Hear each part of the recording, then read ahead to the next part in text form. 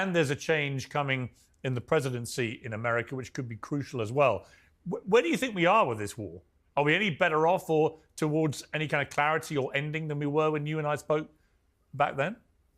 Well, I thought a week ago that the most likely outcome with regard to the outgoing Biden administration is that the military-industrial complex, who has a vested interest in seeing this war prolonged, would do something to provoke Russia into doing something that was unforgivable so that the war would have to continue. And that's, as far as I'm concerned, that's exactly, now I could be wrong, but that seems to me to be exactly what's happened this week. I mean, Biden, in the dying embers of his administration, decided that it was okay for Ukraine to use medium to long-range missiles, which is a hell of a thing to do as an outgoing president. And now they've also proposed that it will be acceptable for Ukraine to use a certain kind of distributable landmine. And it's like, this is independent of what you think about the war, as far as I'm concerned. It's like, really, is that what you do? That's the steps you take as a dead duck president in the final months of your administration, eh? I think that's a little bit on the provocative side. Now, my sense is that Putin will hold himself in check until Trump takes power, and that the war will come to a relatively rapid end soon thereafter. I don't know. I'm not a foreign policy expert, and the world's a very unpredictable place. But if I had to bet, that's what I would bet on, and I think it's a highly probable outcome. So we'll see. I mean, everything's up in the air, obviously, Pierce. This new administration, this new Trump administration, God only knows what is going to happen with Musk involved and Vivek Ramaswamy and J.D. Vance and Mehmet Oz and RFK. I mean, you're a fool if you're going to predict the outcome of that. What do you make of it? And he thinks that kind of disruptive blunt instrument is actually exactly what America needs right now. Well, I think what's happened fundamentally is that these remarkable people that have aggregated themselves around Trump understand very thoroughly that we're in a time of unprecedented rate of change. And I think that's pretty obvious to everyone, and that there are immense opportunities awaiting us and immense perils. And they're sufficiently concerned about the perils and sufficiently compelled by the opportunities to stake themselves politically and to take the risk of doing so. You know, people like Musk in particular, but Ramaswamy's in the same boat, essentially.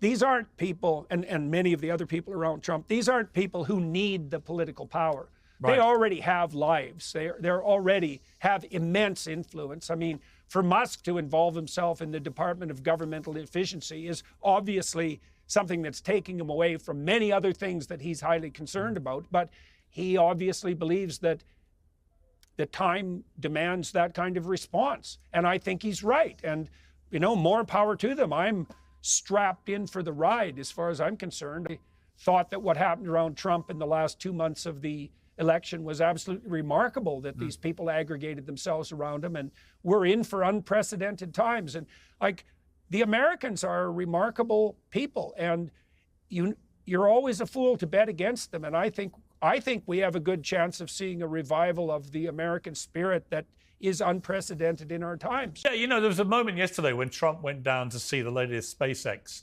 rocket launch with Musk, and it just made me think, this is great, actually. Whatever you think of the individual policies and everything else, there you've got the richest, most successful guy in the world, who actually is a big thinker, a big dreamer. And we're going to come to one of the themes of your book, which is about adventure and how the Bible basically tells us to go and be adventurous, albeit with responsibility and everything else. So there's a real sort of theme that I see with this, where both Trump and Musk are adventurers. And there you had them going down to this rocket launch, and it didn't all go exactly how they hoped and everything else. But wow, I love the ambition. I love the fact that Elon Musk is prepared to say, you know, I met him in France earlier this year, and hearing him talk about why we need to colonize Mars, how we would colonize Mars, how we would get to Mars if we colonize it, was absolutely riveting. And you've got to have an amazing big picture brain. We've got to have an amazing brain, full stop, but you've got to have an amazing big picture brain to think the way that he does. And if he's right next to Trump in this administration, I'm all for it. That's my situation too. And I feel the same way about RFK. I mean, he's also a preposterous person. You know, he's bigger than life. He's full of remarkable and crazy ideas. And I'm fascinated to see what he might put in place. And I would say the same thing about Ramaswamy. Like Ramaswamy's establishment of the Strive Fund was brilliant and daring. And we have brilliant and daring people in government. And that doesn't ever happen. And God only knows. I don't even know if it's a good thing under normal circumstances, because I think under normal circumstances, you want competent administrators running your nation. But we're not in normal times, far from it. And so I'm, like I said, strapped in, waiting exactly as you pointed out, waiting for the adventure of this administration. Yeah, and everyone's sitting there thinking, oh my God, what's going to happen next? Yeah, good. We should be thinking that, because we should be thinking out of the box, because conventional thinking hasn't got us very far. You know, I'm always mindful of one of my favorite quotes in sport was Wayne Gretzky, a fellow Canadian, of course, the greatest ice hockey player that's ever lived. And his quote was simple: you'll miss 100% of the shots you never take. Right? I mean, simple as that. Right. I mean, that really is, to me, that's the difference in life between a certain type of person and another, is that certain people in life, they just take the shots and they don't mind failure. You know, Elon Musk is going to see a lot of his rockets plummet into the ocean until he gets it right. But the thrill of the dare, of the adventure, of all of it, you know, again, we'll come to this with your book because it's one of the big themes. But I do think that I feel like it's invigorating right now. It might be slightly dangerous and it might take us off on weird places and it might not all work.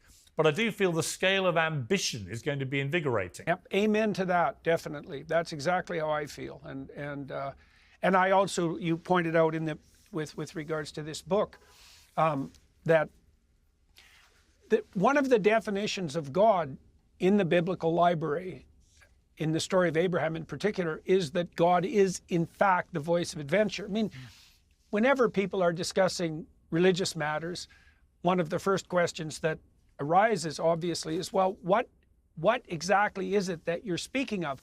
What's your conceptualization of God? What constitutes the divine? And you could say the divine is the pinnacle of ambition or the foundation of reality. Those are both good ways of looking at it. And one of the answers in the biblical text is that God is the call to adventure. And that's definitely the case in the story of Abraham.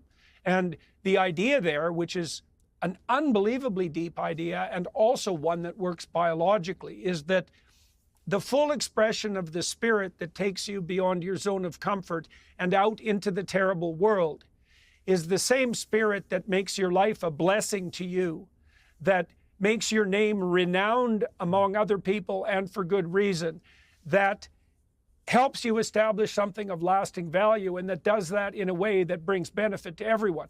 And that's actually the deal that God offers Abraham in response to his willingness to embark on a life of adventure. And I think all of that's true. I mean, one of the rules I had with this book, Pierce, was that I tried not to offer any explanations of the biblical text that weren't also fully justifiable from a scientific perspective, and usually from multiple different orientation places on the scientific side. And so why wouldn't the spirit of adventure take us out into the world in the most glorious possible manner? Like, what the hell else would it possibly be for? Yeah. Yeah, I agree.